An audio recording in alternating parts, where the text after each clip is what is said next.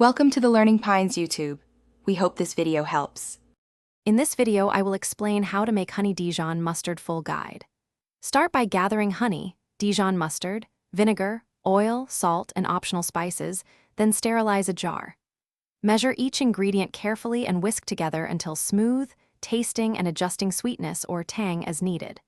I'll guide you through texture tweaks, storage tips, and quick variations so you can make a balanced honey Dijon at home with confidence and ease.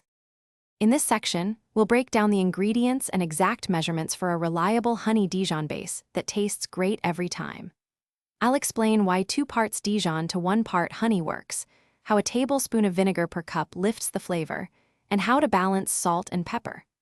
Follow these proportions, then tweak sweetness or acidity gradually until the mustard matches your personal preference for sandwiches, glazes, and dressings. If you're finding this guide helpful, please subscribe and like the video to support more cooking content and quick tips. On another note, a quick recommendation.